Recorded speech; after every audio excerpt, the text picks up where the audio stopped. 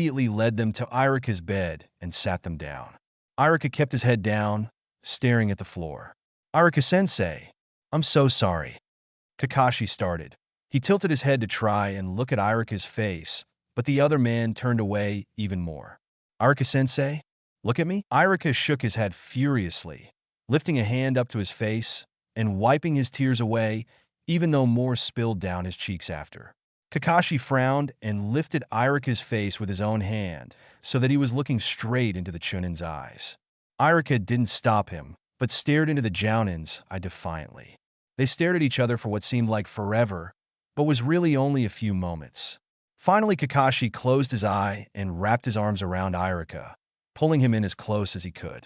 The Chunin made a small, involuntary sound in the back of his throat.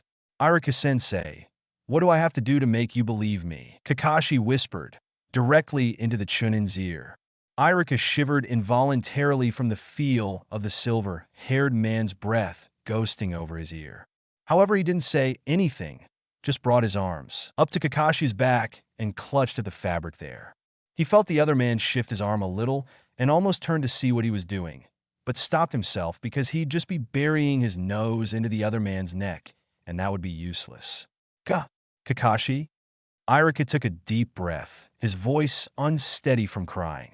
Kakashi drew back from the Chunin, who kept his eyes on the silver-haired man's shirt. "Irika, I'm sorry I lied to you, and I'm sorry I didn't listen to you, and I'm sorry I can never be serious. I really love you, Arika-sensei, so many things I've said as a joke, I really meant them. I think I care about you more than I've ever cared about anyone in my life. Kakashi uttered almost desperately. Irika finally looked up, and he immediately blushed crimson. Kakashi had pulled down his mask and was looking at him with an almost heartbroken expression. The silver-haired man almost panted anxiously as he watched Irika, terrified of the other man's reaction.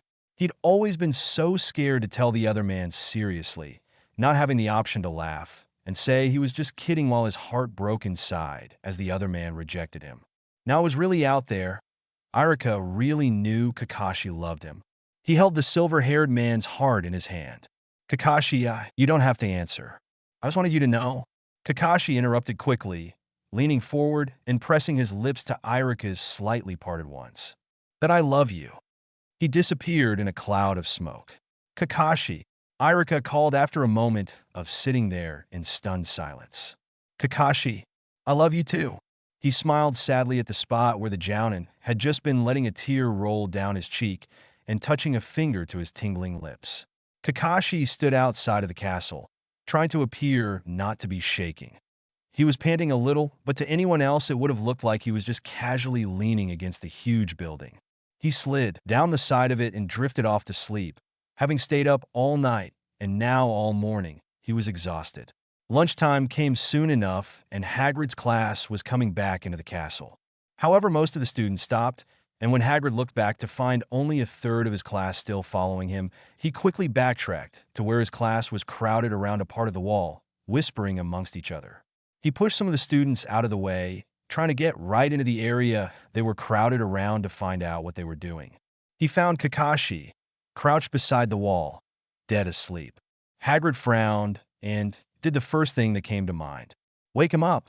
What are you doing sleeping, ga?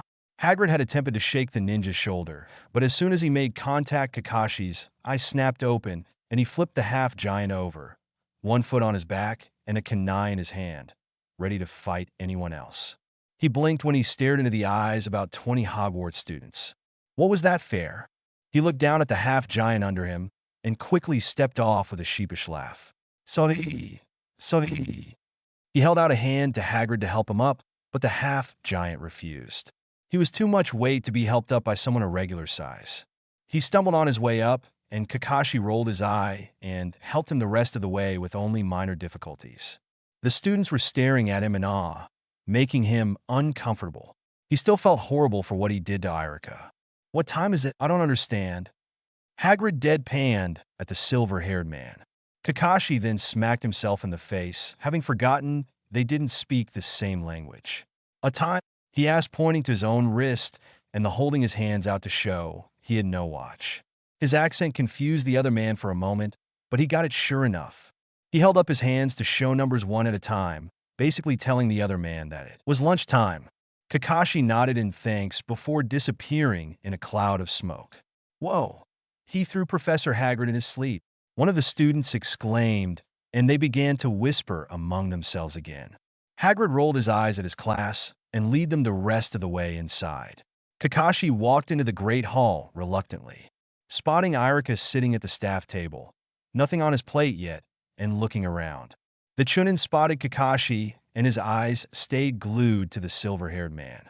The silver-haired man walked slowly towards the table, sitting down all the while staring at Irika. As soon as Kakashi was seated, Irika began to gather his meal and eat, almost as if he had been waiting for the silver-haired man. He suddenly turned to Kakashi, a serious look on his face. Kakashi-sensei, we need to talk about what happened earlier. I need to tell you. He was cut off by a loud, thunking noise and a shriek. Everyone in the room turned to see Sakura holding a fist over Naruto's head, rage in her eyes. The blonde boy cowered beneath her. They were right where everyone could see them, near the door, but between the tables. She began to throttle him, shrieking incomprehensible words, but Irika made out the words Sasuke in there a few times. He and Kakashi had leapt up and were running towards her the instant they realized it wasn't any regular beating Sakura was giving the blonde boy. They didn't make it fast enough, however. Sasuke burst through the doors and glanced around for a split second to find Sakura beating up his boyfriend. He ran towards her with such speed that she didn't even see him coming until he'd punched her in the face, sending her sprawling.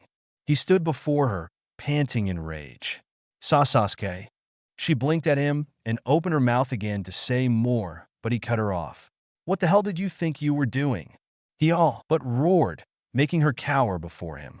Naruto staggered to his feet and wiped a bit of blood off his face. He grinned at Sasuke briefly before smiling sadly at Sakura. She was only just realizing what she had done, and when she looked at Naruto, she could only see forgiveness in his eyes. Tears streamed down her face. I am sorry. I am sorry. Naruto. Sasuke-kun. I am sorry. She cried desperately. Finally, Kakashi and Irika made it to their sides. Irika checked over Naruto to make sure he was okay, and Kakashi patted Sakura's shoulder sympathetically. What happened? Irika asked, looking at the three genin questioningly. They stayed silent for a while until Naruto laughed sheepishly. Me and Sasuke are together, he said bluntly. Sasuke blushed, looking away in embarrassment. Anis saw them, each holding hands. I'm sorry. Sakura hiccuped. Irika nodded knowingly. It's all right, Sakura. Sometimes we're all overcome by emotions. He smiled gently to the girl and glanced at Kakashi, who felt the urge to fidget nervously. Calm down, Sasuke. Naruto is fine. Sasuke let out a breath that he didn't know he was holding. Maybe we should let everyone get back to eating. Irika-sensei? Kakashi suggested with a shrug. Irika nodded, and the three genin and Kakashi all went back to their seats. Seeing as he still had everyone's attention, he coughed. I'm sorry for interrupting your meal. Please continue. He grinned at them, bowing and returned to his seat. Finally able to finish his meal, Irika forgot that he was planning on telling Kakashi about his feelings and didn't bring the subject up again. Every time the Chunin made to say something, Kakashi would feel a wave of dread flow over him, thinking that maybe that was the moment Irika would reject him for good. A week passed by swiftly. Irika could understand completely why he was being avoided, but it was getting on his nerves. Every single time he would start a serious conversation with Kakashi, the silver-haired man would interrupt him. It was obvious that he was trying to make sure Irika wouldn't tell him that he didn't love him back. It was especially frustrating because Irika just wanted to confess his love for the other man. However, Kakashi was always a step ahead of him. He'd often disappeared in the middle of a sentence. Irika was beginning to think he'd had to severely injure the man and stick him in the infirmary for a while just to make sure he wouldn't run away. Sasuke had taken to following Naruto almost everywhere. The blonde teen was beginning to get a little frustrated with his constant hovering. Naruto didn't feel very masculine when Sasuke did that, and being masculine was something that he was accustomed to feeling like. He was ready to blow a fuse at any moment should Sasuke take it just a little further. Sakura had already calmed down and was beginning to become happy again. She spent a lot of time with her English-speaking friends. She told them a lot about everything that had happened in her village. They in return had told her many things about what had happened during their years at Hogwarts. About Voldemort and how he'd been targeting Harry. Sakura had frowned at that. Perhaps the intruders from before had been part of this Death Eater group that they talked of, although they didn't seem as strong as Hermione, Ron, and Harry had described them. She shrugged at her thoughts and joined Sasuke and Naruto for their evening shift of guard duty. The three of them had started doing all of the shifts except the morning shift. Sakura stuck to her usual assigned shifts. She didn't want to impose on Sasuke and Naruto's budding relationship. She loved Sasuke, loved him to a fault, but for his happiness she would suffer. However, she couldn't stay mad at Naruto for it. Naruto had been forgiven even when she had beaten on him so ruthlessly. It makes her wonder sometimes what she would have done to anyone else if they had gotten together with Sasuke. She was sure that whoever it would have been, she wouldn't have been forgiven so easily. She and Naruto were beginning to have a real friendship, and she was fairly happy. Now, if only she could figure out what the hell was wrong with Kakashi and Irika. The three genin were only just beginning their last shift when they noticed a few shady characters coming out of the forest. Sasuke noted the direction they came from as they looked out the window. Soon all three of them dashed out of the building, focusing on stealth, and snuck up on the group of intruders. There had to be at least 6 of them. Naruto launched his Kage Bunshin no Jutsu. 3 clones jumped out of nowhere and attacked the men. The wizards aimed hexes at the clones, each one disappearing with a poof. Sasuke came up behind one of the distracted intruders and knocked him out with a blow to the head. Sakura attempted to do the same, successfully knocking out the man, but was hit by a spell from another one. Naruto punched the man who had launched the spell, sending him flying into the forest. "Sakura, are you okay?" Naruto called. She was standing there with the same pose and expression that she'd had when she'd been hit. She didn't respond. "Haha, I'm only 2 days late. XP Bly never update on time. Either I'm too early or too late, usually late. Anyway, Tish no longer wishes to beta my stuff, so I forced Thomas to. XD, so now he can tell me all of my mistakes. Joy. Thank you all for reading. And, I bet you didn't notice the foreshadowing I put in this chapter. Review now, bitches. Oh. I mean that in the nicest way possible. Cough. I love you all. Sobs. Chapter 13. Disclaimer. Naruto and all its characters belong to Masashi Kishimoto-sensei, and Harry Potter and all its characters belong to J.K. Rowling, not me. Warning yaoi. Speaking in English. Thinking in English. Speaking in Japanese. Thinking in Japanese. Sakura, are you okay? Naruto called. She was standing there with the same pose and expression that she'd had when she'd been hit. She didn't respond. She's still alive? I think she's just frozen. Sasuke said, checking her pulse. The group of attackers picked up their fallen comrades and retreating back into the forest. We gotta get her unfrozen, Naruto said, and Sasuke rolled his eyes. We'll take her to the infirmary. He gestured for the blonde to help him carry her there. Since she was stiff as a rock, he couldn't just haul her over his shoulder like a sack of potatoes. All right. They carried her quickly and easily into the castle. As soon as they reached the infirmary, Madame Pomfrey checked her over and easily unfroze her with a spell. Thank you, the genin said with a bow towards the nurse who waved them off. Such manners, she thought. The two boys continued their guard duty, instructing Sakura to go tell Irika what had happened. She quickly jogged down the halls to Irika in Kakashi's room. She knocked on the door lightly, careful that Irika might be asleep already. She stood there listening to the silence of the room. She was just about to knock again when the door opened. Kakashi obviously had been getting dressed when she knocked, seeing as he was only wearing his shirt with the mask and pants. He kept his left eye closed as he greeted Sakura lazily. Hey, what brings you here? He asked, checking over his shoulder into the room. When he turned back, he saw that she was staring at him with a raised eyebrow. I need to tell Irika-sensei about another attack. Is he in? She said a little gruffly, annoyed that she had to deal with Kakashi first. You'll have to leave a message with me. Irika-sensei is sleeping. He replied with a half-hearted shrug. She sighed and explained exactly what had happened, not really leaving out any details. Finally, when she was done, she put her hands on her hips and frowned at her teacher. Are you going to be taking over our shift soon? She asked. Well, in a minute, yes. He gestured to his state address. I'm not quite finished getting ready. Well, hurry up, she said, running back to her teammates. Kakashi sighed and closed the door, walking back to his bed where he'd pulled out all of his clothing and gear.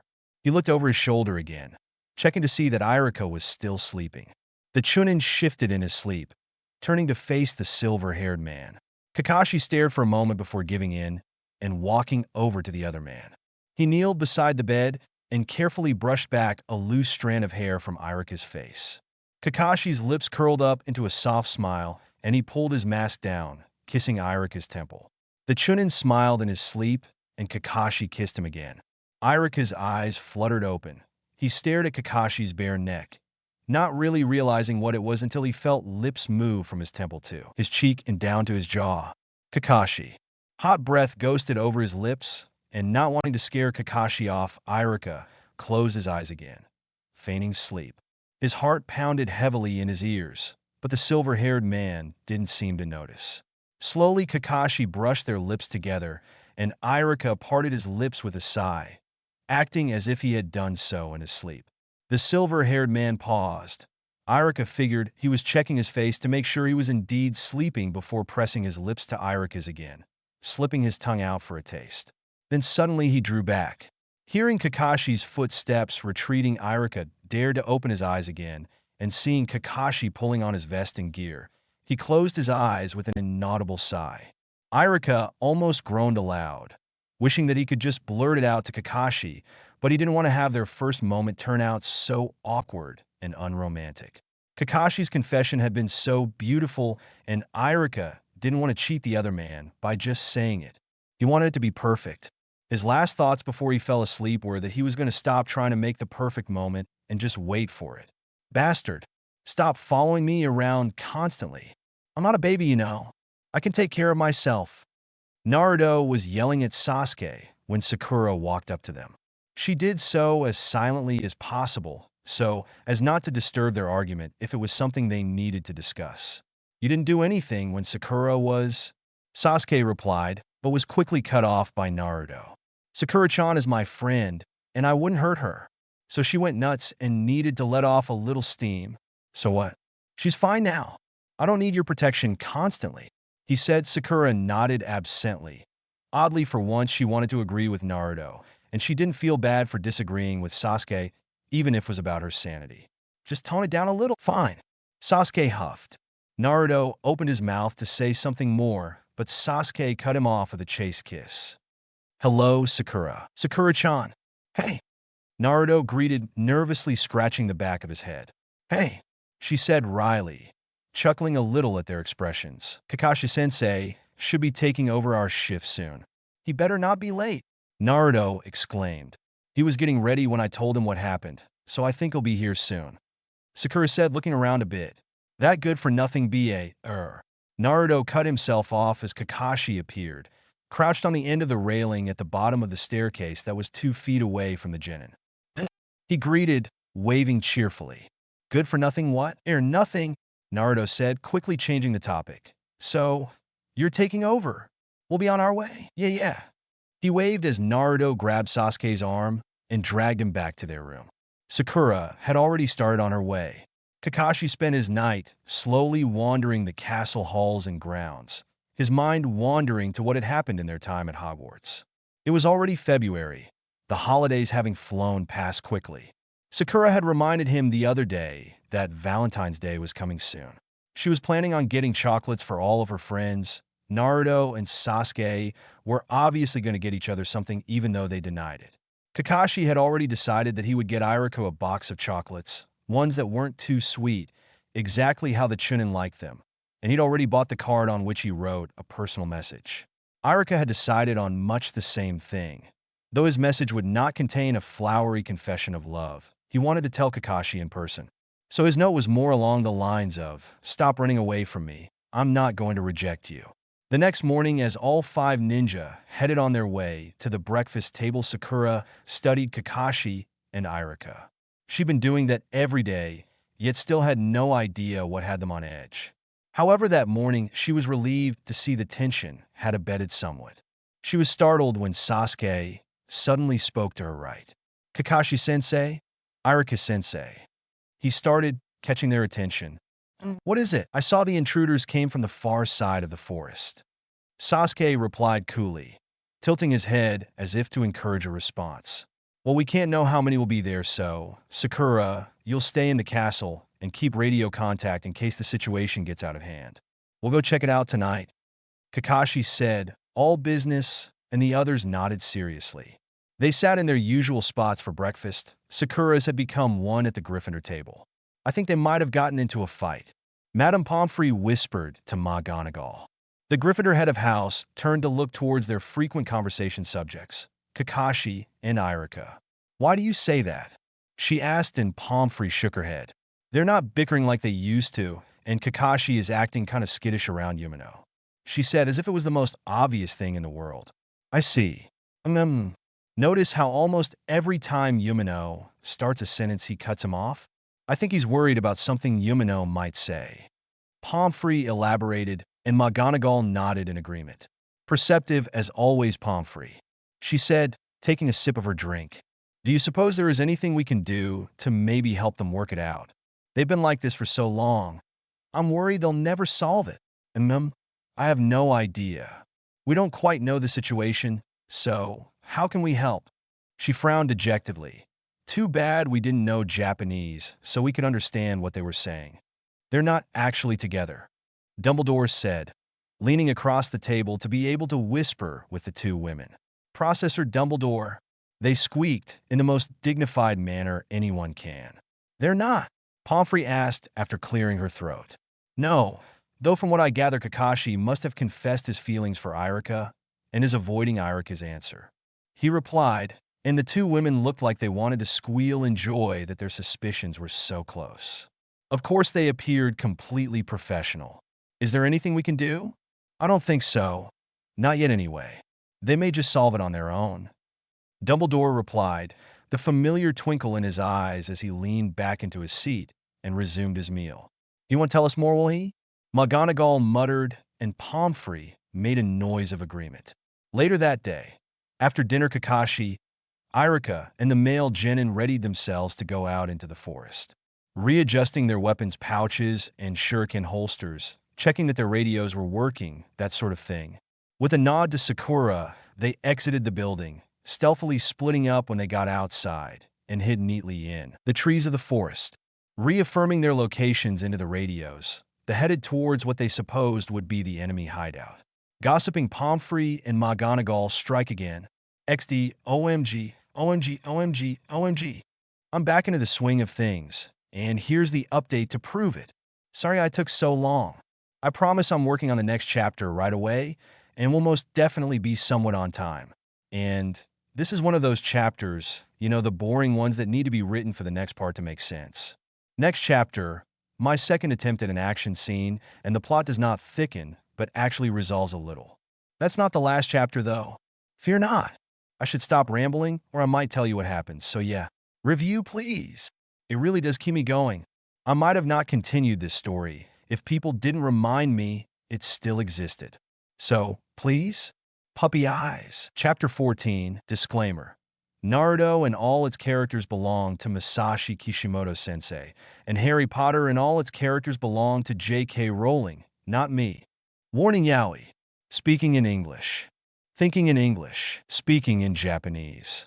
Thinking in Japanese. With a nod to Sakura, they exited the building, stealthily splitting up when they got outside and hid neatly in the trees of the forest.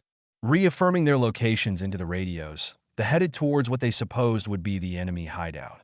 They leapt through the trees silently, paying close attention to their surroundings, looking for that strange signature that informed them of magical person. They had to be careful, considering it was snowing and most of the trees had snow covering their branches.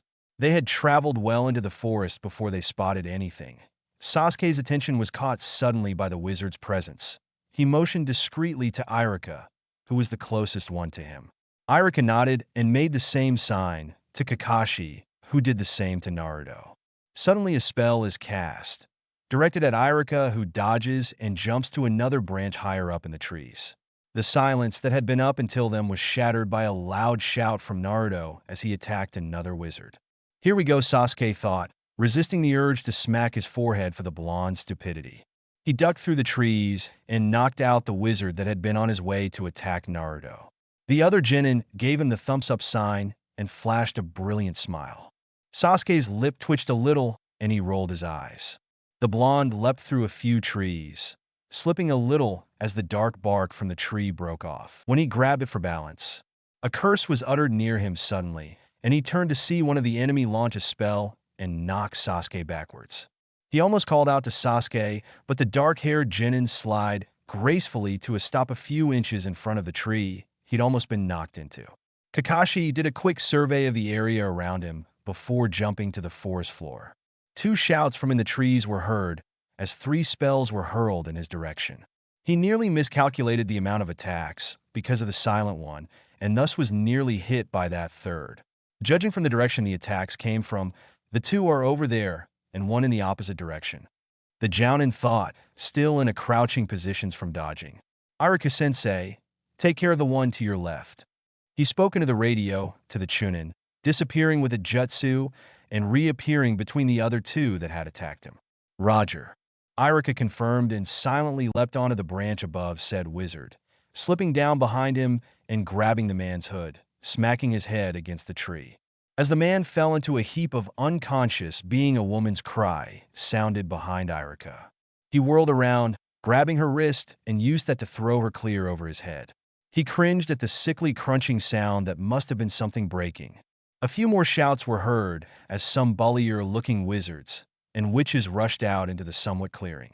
Without a second thought, Kakashi had leapt into the fray, chakra enhancing his punches and kicks to easily let fly the enemy into nearby trees or their comrades, effectively knocking them down as well. None of them had the chance to use magic as they were too close to one another, and Kakashi was just too quick for them. He spun around from kneeing someone in the stomach to punch another in the face and elbowing another in the side when they ran up to him. The crowd begins to back off a little as they started to realize that hand-to-hand combat was futile. Kakashi gets one good kick in before Naruto joined the fray, followed by the others. Shadow Clone Technique. What seemed like a swarm of Naruto clones hurled themselves at the enemy. Two are knocked out and flung out into the forest before one of the Naruto clones is defeated, a puff of clouds signaling its disappearance. Sasuke grabs two by the hood and bashes their head together, spinning and kicking a third in the gut and punching him in the face. Another two Naruto clones poof, and another four of the enemy are knocked unconscious, one bleeding profusely from a broken nose. Sasuke turned toward Naruto for a moment to check on him, and something hit him over the head. He blinked and stumbled forward a bit in a daze as a Naruto clone leapt in and kicked the witch who'd attacked the other genin down. He then picked her up and threw her as far as he could into the group of enemy grouped closest together. Kind of like bowling. Irika had gone to Kakashi's side. Their fighting had become something of a dance as they used and supported each other, knocking the enemy out. A few were surely going to die, or had already with the force that they used. They even used the snow as tool in their motions. Irika would move forward with a speedy poof, uppercutting a wizard, and Kakashi did a sweeping kick to those around them, then grabbing Irika's hand as he propelled the Chunin and held him down. The younger man swung around, kicking anyone near, which were quite a few. It was a mere 3 minutes before they noticed some wizards rounding up the unconscious and injured. Some of the bullier wizards from before came to the front, holding the ninja off as they retreated. They launched spells at the ninja ruthlessly. Irika wondered if they ever ran out of magical energy. He had just punched one in the gut and was shoving him away as he sensed a spell coming his way. He turned in time to see it and dodge, nearly getting hit. Another came his way, but he didn't have enough time to dodge it as well. All he had time for was to squeeze his eyes shut. The wind is abruptly knocked out of him when arms come around his waist and he was pushed out of the way. He heard a grunt of pain in his ear and vaguely registered it as Kakashi's voice. He opened his eyes to find said Jounin leaning over him, single visible eye squeezed shut in pain. The Jounin felt like his leg was burning, worse than fire. He clutched at his leg, trying not to voice his pain. Irika gasped and flipped them over gently. Naruto and Sasuke run to their sides. The remaining enemy all disappeared. He checks the wound, grimacing at the strange coloration of the leg. He prayed fervently that it could be healed. He couldn't lose Kakashi. Not now, not ever. Sasuke informs Sakura of what happened, and she rushes immediately to the headmaster to relay the information to him. They had proof of where they had set up shop at least. The proper authorities could go in and arrest them and interrogate them. Sakura ran as fast as her legs would carry her to the headmaster's office. The password having been given to the ninja in case of emergency, she entered quickly. Dumbledore calmly motioned for her to take a seat, and she hastily explained what had happened, and they called the proper authorities to come down and investigate the matter. Irika helped Kakashi stand, looping the older man's arm over his shoulders. They stood shakily to their feet, the silver-haired man attempting to put as little weight on Irika as possible. Irika smiled at the other man. "Don't worry, Kakashi-sensei. I'm strong enough to support you." The Chunin whispered. Naruto had taken Sasuke's hand in his own. Sasuke looked back at the blonde, his lips twitching up into a smile, a reassuring one he hoped. Naruto squeezed his hand, saying his thanks. "Sorry," Kakashi whispered back, leaning a little more on the darker-haired man. Irika chuckled and shifted so that the Jounin was a little closer. The dampness of their clothing from the snow was ignored. "Everything will be all right," Irika said at a normal tone as they trudged through the snow to the castle. He sincerely hoped it would. They arrived at the infirmary. Irika had told Sasuke and Naruto to head back to their room. clean themselves up, and he would take care of Kakashi. As soon as they'd gone through the door, Madame Pomfrey gasped and brought them to a bed. What happened? She asked while checking the silver-haired man for injuries. He got hit with spell to the leg. Irika replied in what he hoped was a calm tone. He pulled up a chair and sat next to the bed, watching what the nurse was doing. Oh my!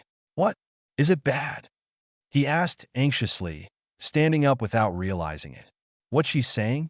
Kakashi asked, obviously still in pain but trying to mask it. It's not life-threatening. Oh, thank God. Irika sat back down, relieved. Kakashi held his breath, not understanding what they were saying, so he wasn't assuming how things were going. But he will have to stay here for treatment about 2 weeks. I have to cast a spell on his leg once every day. It should be gone by then.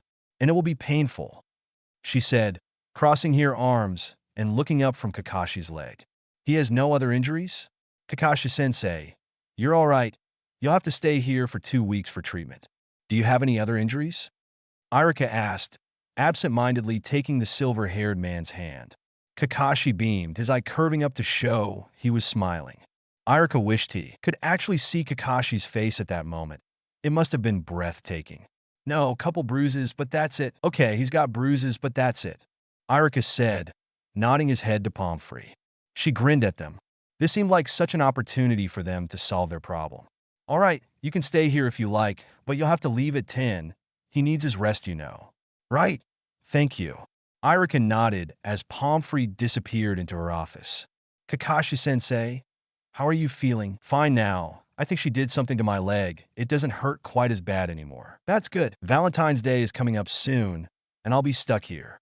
Heh, I can't even go get you your gift. He ran a hand through his hair. He'd spent many a long time in a hospital bed. He wasn't looking forward to this 2-week period either.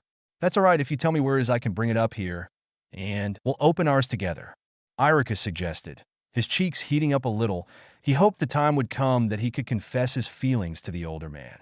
That sounds really good, Irika-sensei. Thank you. The next Monday at breakfast, Irika sat down at the breakfast table for a few minutes, gathering a plate of food for himself before waving to the other teachers as he left for the infirmary. It had only been the second day of Kakashi's recovery, and Irika had asked permission from the headmaster if he could take his breakfast in there. Do you suppose they've made up yet? McGonagall asked Pomfrey in a whisper. The other woman sighed. Not sure, they seem to be getting along, but I doubt they've actually fixed their problem. It's the cutest thing, though, when Yumino enters the infirmary. Kakashi's eye lights up and sits up a little straighter. She sighed a happy sigh. And Yumino? Well, he's not quite as obvious about it, but he has that light in his eye when he sees the Kakashi. I spied on them last night as they sat there talking, and Yumino was blushing, and they were smiling and laughing. It was too adorable, she said, picking up her fork again and taking a bite of her egg. She pointed to the other woman with her fork. I wouldn't really be able to like someone like Kakashi. And why is that? He's got his face covered. He must have some sort of disfiguration. Why don't you ask him? That would be rude. I'll ask Yumino. He'll probably call you rude as well. PSSH, eat your breakfast. Pomfrey huffed and continued her meal, decidedly not looking at the other woman. McGonagall chuckled a little and continued her meal as well. They're talking about Irika-sensei and Kakashi-sensei again. Naruto prodded Sasuke's shoulder, pointing to Pomfrey and McGonagall. Yeah, they do that all the time. Sasuke rolled his eyes. Don't worry about it. HMPF, jerk. What? Nothing. Just eating my breakfast. You should eat yours as well. He stuck his tongue out at the other boy. Yes, sensei. 1. Naruto snickered. 1. I put sensei instead of mother because Sasuke's mother is a touchy subject, the fact that she was killed by Itachi and all. Oh yes. It's done. My horrible action scene is done. XD now onto the good stuff. The near completion of the story. Who? It's almost done. Happy dance. There is still some more stuff. Then their return trip. Oh yeah, I'm going right to where they get back to Konoha. XD, I hope you enjoyed this chapter. I had a lot of fun writing it, and I'd really appreciate it if you would review. That's really the only reason I continue this, that you guys like it. Sparkle Shimmer. So anyway, sorry for the long wait. I've been playing Maple Story, this online role-playing game. I'm a warrior. LOL, do any of you play Maple Story? Surprise face. Anyway, I hope to have the next chapter out sooner. Sorry if this sounds kind of funny. I didn't have Tish read it over before posting it. XP shutting up now. Chapter 15. Disclaimer. Naruto and all its characters belong to Masashi Kishimoto-sensei, not me. And Harry Potter and all its characters belong to J.K. Rowling. Again, not me. Warning. Why was I writing warning, yaoi? Every time? You'd think you would have gotten the point already. LOL. Speaking in English. Thinking in English. Speaking in Japanese. Thinking in Japanese. Sasuke. Wake up! Naruto shouted, hitting the other boy over the head with his pillow. What the Naruto? Idiot. What are you doing? Sasuke grunted, throwing his blanket over his head. Waking you up? Come on. He grabbed Sasuke's shoulder and shook him, consequently getting grabbed himself and thrown onto the bed as well. Sasuke glared down sleepily at the blonde boy. Naruto just grinned. Why? It's Valentine's Day. The blonde rolled his eyes as if that was an obvious reason to be woken up at 3 in the morning. But why this early? Sasuke's glare narrowed and Naruto laughed nervously. Well, see, it's Valentine's. I know that, and I woke up early and I tried to get back to sleep, but I'm too excited, so I thought let's exchange gifts now. Naruto grinned and Sasuke's eye twitched. No, come on please. I'm tired. I want to get to sleep. Now go back to your own bed, Sasuke said, flipping over and pulling the blanket up under his chin. Can I at least stay here? Naruto asked, snuggling into the lump under the blanket that he assumed was Sasuke's shoulder or back. Sasuke turned to face the other boy and lifted the blanket. Fine. Yay! He clambered under the blanket and wrapped his arms around Sasuke's waist from behind, resting his head on his shoulder to kiss him on the cheek. Good night, Sasuke. Good night. Sasuke blushed and smiled into his pillow as Naruto shifted into a comfortable position behind him. Hey, idiots! Sakura muttered from her own bed and turned over to get back to sleep after being woken up by their arguing. Iruka yawned as he slipped out of bed, smiling sadly at the bed across the room. He'd quickly grab some breakfast and head to Kakashi's room. He made a note to pick up one of those blueberry Danish pastries that he likes so much. He heard some commotion from the room over and laughed. All 3 of the genin were shouting about getting woken up so early, and Naruto was shouting something about Valentine's. That reminded him he'd have to bring the gifts that he and Kakashi would be exchanging. He dressed quickly and headed out the door, almost jogging to breakfast. Oh, Iruka-sensei, good morning, Naruto called out from behind him. He spun his head around and grinned in greeting, not stopping. In his rush. Morning. Oof. Iruka bumped into someone, and looking up from his position sprawled on the floor, he saw Snape, scowling as usual. He blushed and laughed in embarrassment, standing up quickly. Sorry, wasn't watching where I was going. Sorry. Iruka dashed by before Snape could reply. He watched the man dart away in confusion before nearly getting bowled over by Naruto. Sorry, the blonde called as he dashed after his former teacher. Hey, Iruka-sensei, what's the rush? Oh, sorry, Naruto. Iruka looked up from the breakfast table as Naruto ran up to him. He laughed nervously again, putting a few items onto his plate. I only have a bit of time before class to see Kakashi-sensei, and I promised him a blueberry Danish. Iruka-sensei. Naruto tried to hold back his laughter but failed, loud enough to receive many strange looks and glares from the others attending breakfast. Naruto! Shut up. People are just waking up, you know. Iruka laughed, placing the Danish on top of his plate. Yes, Iruka-sensei. Now hurry, or you'll be late to see Kakashi-sensei. The blonde teased, making a kissy face and waving a hand in the gayest way possible. Iruka's eyes widened and his face flushed darkly. Naruto, don't ever do that again. Iruka fumed, a few strands of his hair snapping out of his low ponytail. He hadn't had enough time to put his hair up into his regular one. Why not? Naruto asked with a cheeky grin. It's creepy. And Naru, don't you have someone to see? Hurry. He made a shooing motion and Iruka immediately hopped into gear, starting to carefully rush out of the hall. I think there is hope for them yet, Sasuke muttered, appearing next to Naruto. The blonde turned and gave him a bright smile. What do you mean by that, Sasuke-kun? Sakura asked, furrowing her brow at the retreating back of Iruka. Isn't it obvious? He asked, rolling his eyes, and she fumed inwardly still hating to look bad in front of Sasuke.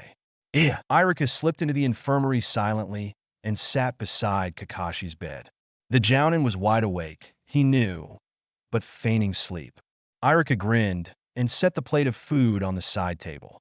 He spoke, muttering to himself, knowing that Kakashi would hear. Seems Kakashi-sensei is still sleeping. I guess he won't mind if I eat this blueberry Danish I had saved for him.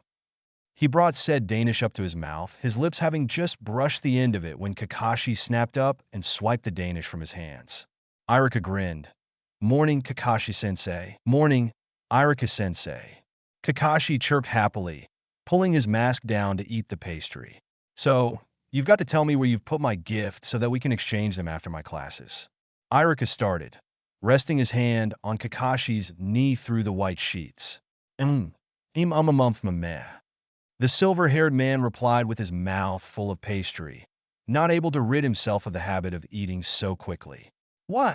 Irika asked with a laugh. I don't speak full mouth. Kakashi swallowed and started again. I said it's under my bed. All right, anything I should be warned of? I only put a technique on it to prevent someone opening it without me. He grinned, teeth stained blue from the Danish. Irika burst out laughing. Hey, that wasn't that funny. I'm sorry, huh? Your teeth are blue. Caught me off guard. Irika grinned, unable to keep a straight face. Kakashi scowled. Don't laugh at me. Can't help it, you're so funny. Irika leaned forward, resting his head in his hands, elbows on the edge of the bed. His smile softened. That's probably one of the reasons I like you so much. Used to years of wearing a mask over his face, Kakashi had gotten lax with keeping his face straight. His eyes widened a fraction and his cheeks dusted with blush, his lips unable to stop their slight twitch upward. He'd figured he probably looked a little stupid, so he looked away, almost bashfully. Though if you try to tease him, you'd be dead before the sentence was finished. Anyway, I gotta get to class, try to get some rest now, so you'll be top-notch when we exchange our gifts. The Chunin's cheeks flushed a little as he leaned over and wrapped his arms around Kakashi's shoulders in a gentle hug. He tilted his head so he could whisper straight into the older man's ear. You might want to brush your teeth. Get the blue stains off. He pulled away and headed for the door, blushing at his own actions while Kakashi sat speechless. Irika looked over his shoulder at the other man and smiled mischievously. Right, Kakashi-sensei? Yes. Kakashi watched the Chunin leave and berated himself mentally for acting so childishly. But maybe, what had Irika meant by that anyway? Was he just saying that as a friend? Or maybe there was that hug and the whispering in his ear so gently. A strange tightening in his chest, and Kakashi rolled his eyes at himself. He was acting like a girl with a crush, and he wasn't a girl. Men with crushes didn't act like girls. He smacked himself in the forehead, falling back a little roughly into the bed. He was thinking too hard on it. He was sure Irika was a straightforward person, but then again, there was that smile he threw back before he left. That one that was much like that first time he teased the silver-haired man. And once the classes were over, Irika was coming back and they were exchanging gifts. He knew that in such a romantic situation, that he was going to remind Irika of his feelings for the Chunin. That's what Valentine's was for, right? Suddenly, he hoped his present wasn't too measly or too much.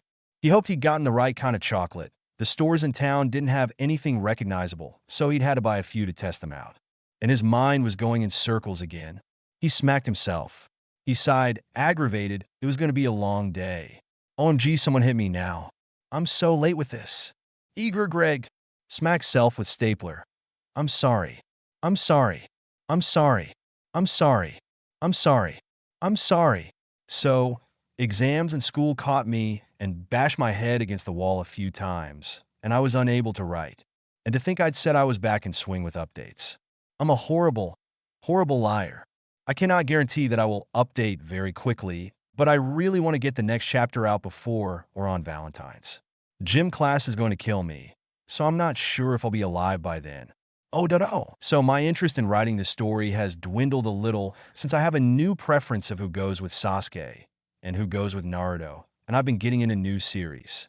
Like Samurai Champloo. It's my new favorite ONG, I love it. But I will not stop writing. This story will finish, and it'll be great or decent. I hope. Ododo, thank you all for reading my story and reviewing. I live for your feedback. Most authors write because it's fun. I'm the same way, but it's only fun if I get positive feedback from you guys. Constructive criticism is always appreciated, since I think I need a lot of work. Just don't tell me what sucks and not give suggestions. And now I've talked far too long. Review, please. Hogwarts, Chapter 16, Disclaimer. Naruto and all its characters belong to Masashi Kishimoto-sensei, not me. And Harry Potter and all its characters belong to J.K. Rowling. Again, not me. Speaking in English, thinking in English. Speaking in Japanese, thinking in Japanese. Good morning, everyone. Irika greeted his class cheerfully and set his stack of papers on his desk. Turn to page 182 in your textbooks. You'll read up to page 191, and once everyone is finished, we'll have a class discussion. The class groaned as Irika grinned at them and sat at his desk. He watched them for a minute to make sure they were doing as he told them before turning to his own assigned task. He was writing his note to Kakashi. It was going to be perfect, and it would lead into Irika's confession, but it wouldn't be corny. He sighed to himself. Since when did he become obsessed with this? He shrugged and started on his note. Naruto, I've been wondering, what will you and Sasuke can do when we go back to Konoha? Sakura asked. She had joined him and Sasuke on their morning shift. Naruto and Sasuke had split up as usual, and Sakura had joined Naruto, intent on asking this question. HM? What do you mean? The blonde asked in turn, scratching his head in confusion. Your relationship, are you going to keep it a secret or whatever? She elaborated with a frustrated noise. She would have asked Sasuke, but she didn't want to impose on him or anything, since she still cared deeply for him. I don't know. We haven't talked about that. Naruto huffed, his cheeks gaining a slight pink tinge. She rolled her eyes, figured boys don't talk about anything. Well, you should. Talking is very important in a relationship, to keep the trust, she said, and watched carefully for his reaction. His eyebrows shot up, the look seemed worried but also surprised. She wasn't surprised, however. Girls were usually the initiator of important conversations, whereas boys just wanted to do stuff. She tried not to let her mind rest on that. Naruto, Sasuke, Sakura. Come quick. Irika's voice came from their radios, and immediately they leapt into action. They found Irika near the Gryffindor Tower. He was hanging onto a wire that was wrapped around 3 wizards. His grip tightened a little, and they grunted in pain. Irika-sensei, what happened? Naruto asked, his eyes searching for any further threats. Sakura, could you go make sure my class isn't getting out of hand? I left them with Hermione in charge, but I'd feel safer if you were there. Irika asked, smiling lightly. Right. She ran down to the classroom just as Sasuke arrived. I caught these 3 on their way to the Gryffindor Tower. I overheard them talking about one of the students. Their plan was to wait in the tower until he came back from classes and kill him. Something about saving their Dark Lord the trouble. Irika reported and nodded towards the 3 wizards. If you don't mind, I'd like you 2 to drag these guys into that empty room right there. He nodded towards the nearby door, while I report back to the headmaster. Keep your senses alert for any other presence. They may have backup. Right. Naruto nodded determinedly. Sasuke took the wire from Irika and the Chunin left. Sasuke hooked his fingers into the wire at one side, and Naruto did the same as that other side. They maneuvered the 3 wizards into the room and closed the door behind them. Sasuke continued to hold onto the wire while Naruto sat down on the nearest chair. We're not saying anything, one of the wizards said, and Naruto turned an inquisitive brow to Sasuke. What did he say? He asked, and Sasuke shrugged. I don't know. They really need some sort of spell so we can understand them. Naruto sighed and leaned back into his chair. Nah, Sasuke, what are we going to do when we get back to Konoha? What do you mean? Sasuke asked, his features barely twitching, but Naruto caught on to his confused feeling and grinned. Are we going to tell anyone about us? He waved a hand through the air as if to illustrate his point. Should we? Sasuke's brows furrowed. I don't know. That's why I'm asking you. Well, let's just not bother telling anyone. They can figure it out for themselves. Sasuke's eye twitched, and Naruto took that as a determined look and smiled. Not his normal big grin, but a small smile. Okay. No, Sasuke? Would you feel uncomfortable if I kissed you right now? Well, a little. Sasuke's cheeks flushed, and he kept his gaze off of the 3 wizards he kept tied up. Naruto's smile brightened, and he stood, stopping only once he was nearly touching the other teen. Nah, Sasuke, practice for when we get back home. Naruto whispered, smiling in what he hoped was a sensual way. He shifted a little closer. He could sense Sasuke's heart speeding up, and his smile widened further. He brought a hand up to brush back some of Sasuke's hair and tilted his head, their lips nearly touching. "Why are you so nervous?" Naruto whispered, their lips brushing as he spoke, and Sasuke's eyes opened again. He hadn't even realized he'd closed them. "We're gonna in front of people." Sasuke replied with a glare. Rolling his eyes at the blondes chuckled and closed the distance between them. He brought his free hand up and buried them into Naruto's hair, pulling him closer. They ignored the strangled noise coming from the wizards until they squirmed. Sasuke tugged on the wire to silence them. He settled his mostly occupied hand at Naruto's back, careful not to press the wire against him. Naruto made a low noise in the back of his throat and slipped his hands around Sasuke's waist. One hand landed at his ass and squeezed, eliciting a muffled growl. "Naruto, that's a little too far." Sasuke panted, though not doing anything to stop the blonde from squeezing again. "Come on, Sasuke-chan, ow." Sasuke had pulled the other teen's hair at the nickname. "Oi, Sasuke, that hurt." "Anyway, why are you so embarrassed?" He punctuated the last word with another squeeze. Sasuke tried to muffle the groan that caused. He didn't answer, instead capturing the blonde's lips again and drawing Naruto's tongue out. "So that turns you on?" Naruto breathed, kissing Sasuke's cheek before moving to his neck and squeezing again. Sasuke gasped and turned his head to give Naruto better access. This caused him to look straight at the wizards tied up beside them. The ones faced that. He could see had a strangled expression, and all three of them were trying to turn away. Naruto was licking his neck and squeezing him, and suddenly he felt sharp teeth sink into his neck, and he moaned loudly. "Naruto!" The blonde lapped at his neck, soothing the throbbing feeling there and only serving to increase the throbbing somewhere else. "Shit, stop. Someone's coming." Naruto quickly returned to his chair, and Sasuke was pleased to see that his face was as red as Sasuke's felt. He brought his free hand to his face, feeling just how warm his cheeks were while he kept his thoughts away from Naruto, hoping that he'd calm down at least a little. "Naruto, Sasuke." Irika called just a few seconds before opening the door. The Chunin's cheeks were a little red when he entered. "You can return to your watch, they'll be taken care of." The two genin nodded and left immediately, trying not to catch the eyes of the people they passed on their way out. It seemed as though when Irika reported to Dumbledore that they'd called in a few wizards to come and take them back to wherever it was that the magical people brought their criminals. "Nah, Sasuke, do you think we've got trust?" Naruto asked, slipping his hand into the dark-haired teen's. "Yeah." Sasuke turned and gave Naruto a small smile, one that still seemed a little cocky to the blonde, but he brushed it off, grinning in return. "Good, because Sakura-chan says that trust is important." Naruto nodded sagely, and Sasuke's eyes widened. "You were talking to Sakura about us?" He only looked a little concerned, and it took Naruto a minute to guess why. He still didn't trust Sakura to let them be. Rolling his eyes, he slipped his hand out of the other teen's hold and wrapped his arm around his waist. "She just wanted to make sure that we knew what we were doing," Naruto said, hoping that it was reassuring. "Don't worry. I'll tell you every sort of advice I get from her." "Okowo, no fraternizing in the halls," Irika said sternly, a warm smile on his face. Naruto jumped and removed his arm from Sasuke, and they both blushed in embarrassment. "Sorry," Naruto said, and Sasuke merely nodded in agreement. "Keep yourself alert," Irika said as he turned a corner and headed back to his classroom. The Chunin entered his classroom to find most of them seated at their desks neatly, but he could feel something up in the air. He raised an eyebrow.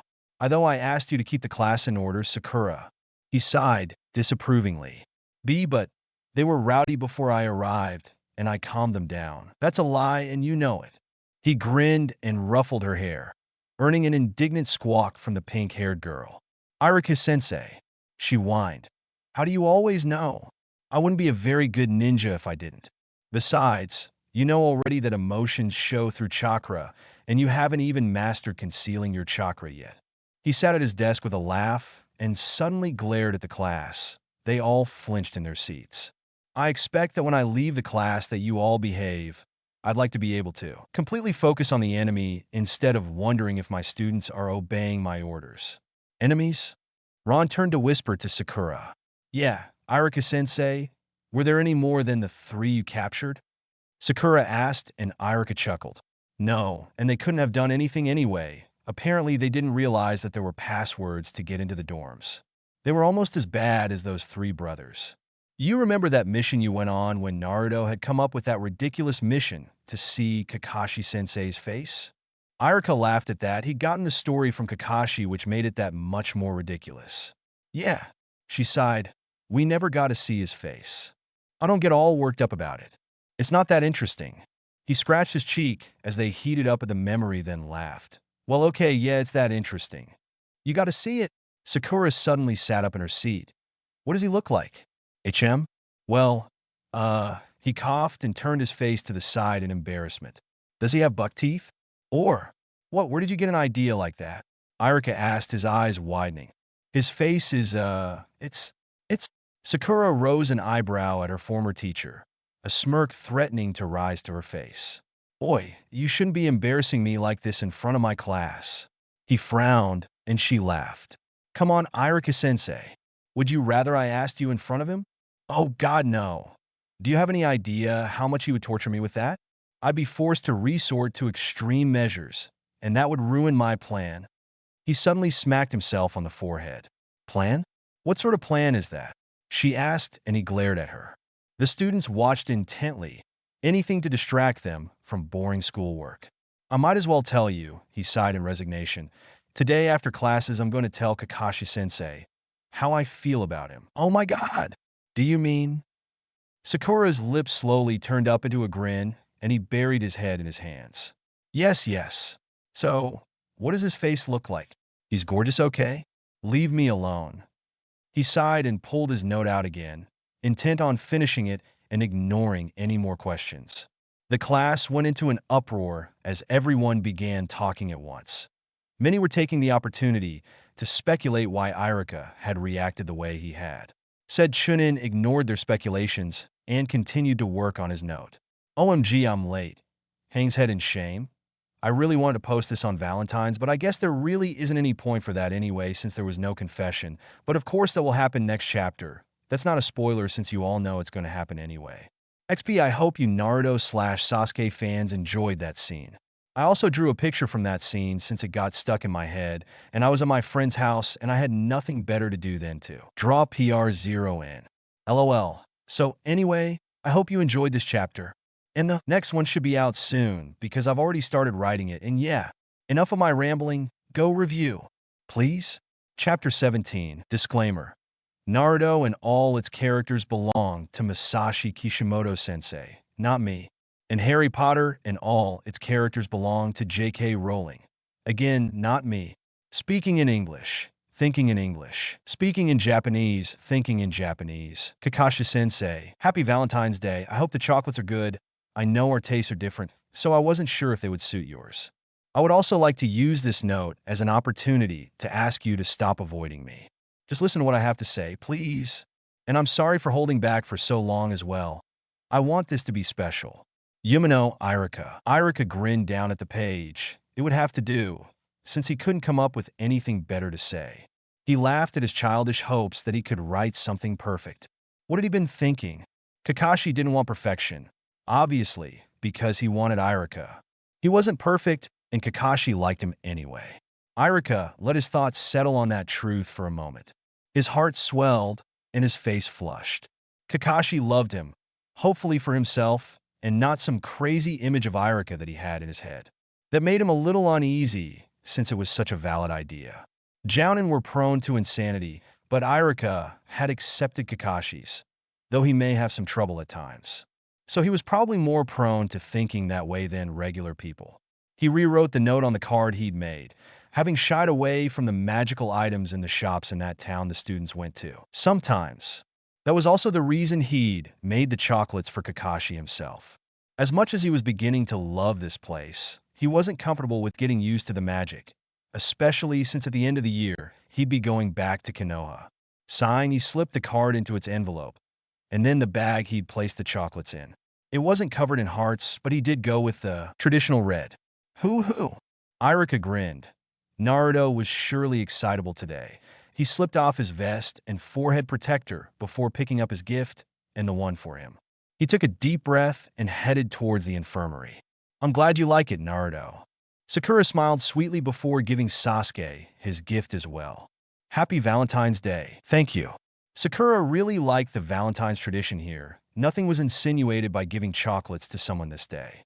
She had already given her English friends their gifts in the morning, since she was on duty with the guys.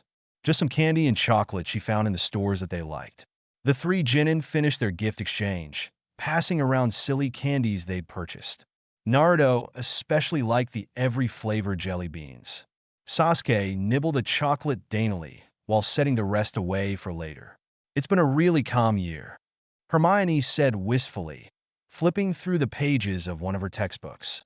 Harry and Ron sat on one side of her, playing a game of wizard chess. It's probably because of the guards. Ron said, they're cool. Yeah, it's strange that Dumbledore would hire ninja though. Harry commented, frowning at the board. And we still have no idea how he hired them. And since when does he speak Japanese? Ron muttered, stuffing another Valentine chocolate in his mouth. There are many things he can do that we don't know about, I'm sure, Hermione sighed. But what I think we should be most worried about is the lack of threats. I can tell that it hasn't been hard for them. Sakura says that Naruto is always complaining about it. True, Ron said through his chocolate-filled mouth. Do you think maybe they're trying to lull us into a false sense on security? Maybe, but they don't seem to follow the same sort of patterns as previous years. Hermione sat up fully. It could be some sort of ploy, yes. What if there's some Death Eaters that are just trying to get in good with the higher-ups? Harry asked. The game of chess sat neglected as the three friends began to discuss the situation as they always would. Irika stepped into the infirmary and Madame Pomfrey came out of her office. She rushed over when she spotted Irika. He glanced towards the curtain around Kakashi's bed, feeling the Jounin's presence behind it. The silver-haired man was calm. A gentle feel to his chakra told Irika that the other man was waiting for him. Pomfrey smiled brightly. Hello, Irika. Ah, hello, Madame Pomfrey. Irika returned the smile and bowed slightly. I was just here to see your friend? She winked at him. Irika laughed, embarrassed. Yes.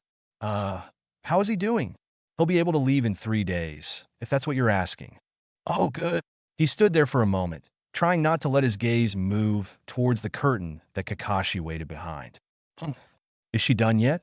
Kakashi moved the curtain without a sound.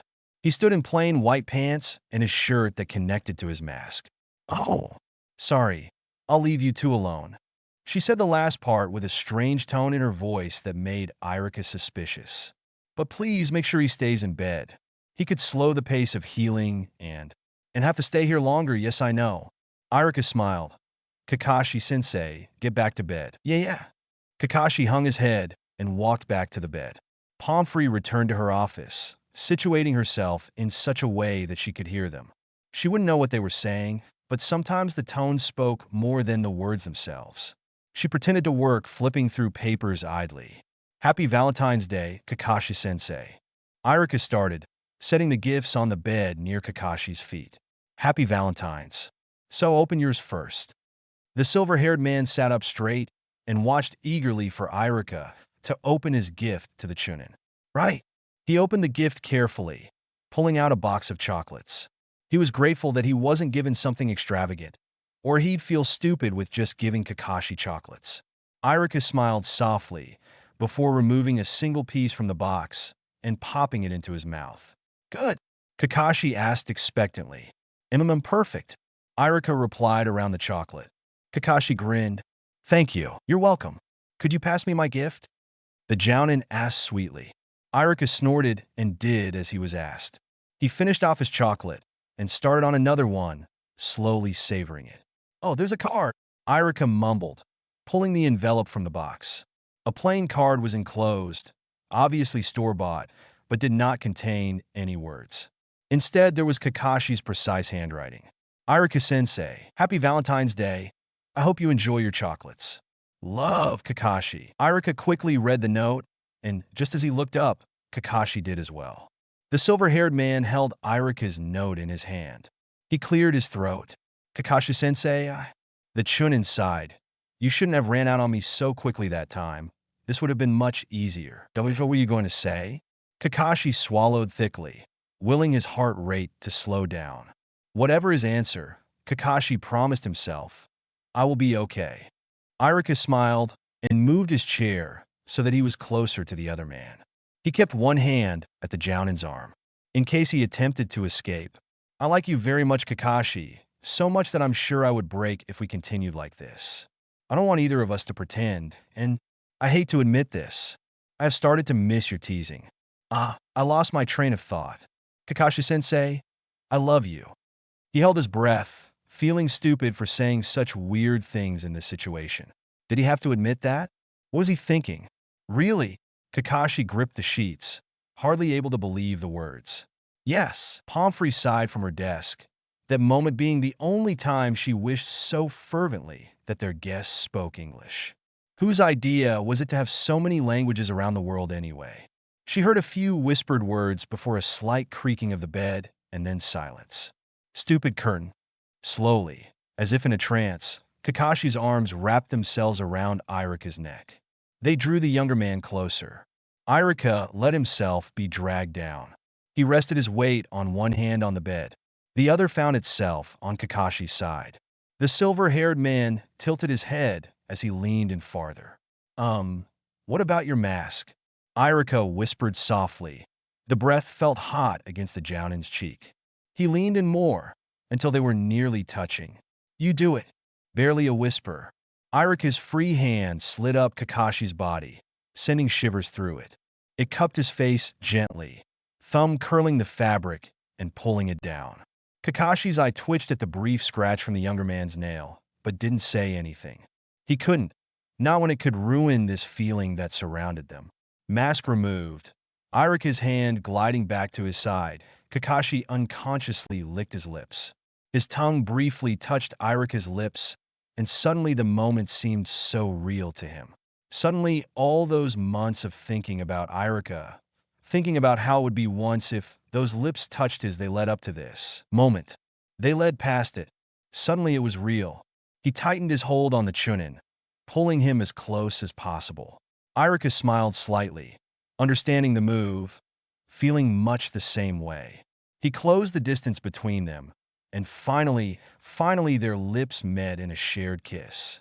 Irika's hand fisted at the material of the other man's shirt. He tried to pull him closer, tried to show him that he was feeling the same. He felt the hands around his neck slid down to his shoulders. One attempted to pull his ponytail loose while the other cupped his face. The Jounin pressed into him possessively. Irika responded just the same. It wasn't his first kiss by a long shot, but it felt like it. He felt inexperienced when he came into contact with Kakashi. The man seemed to know so much to be able to show him the world. He loved it, he loved all of it. He loved Kakashi. But for all the knowledge he possessed, the older man didn't seem to know anything about untying a ponytail. Irika broke away from the kiss enough to speak. His voice seemed loud at normal volume. They had slowly been lowering their voices to the point of whispers. Let me get that stupid.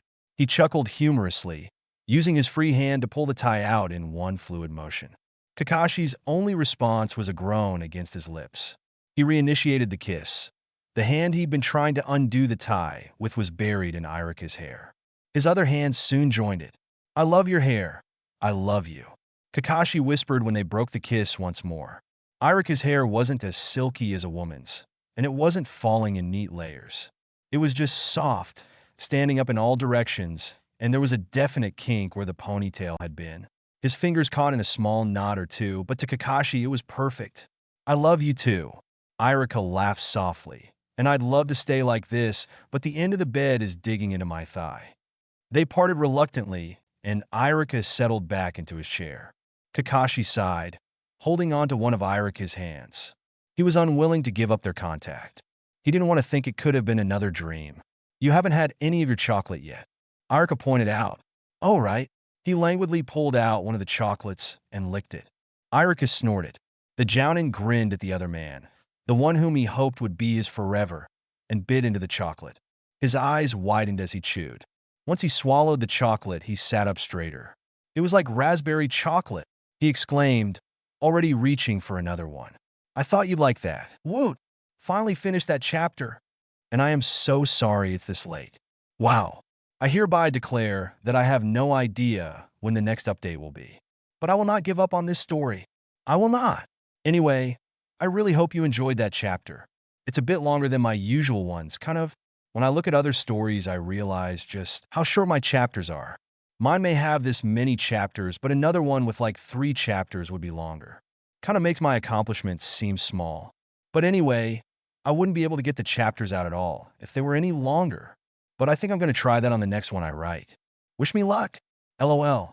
I think some of you know about my other Kakairu story, love story. Well, the other day I got my first flame.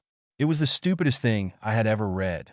It made me really angry, and I almost wanted to quit writing.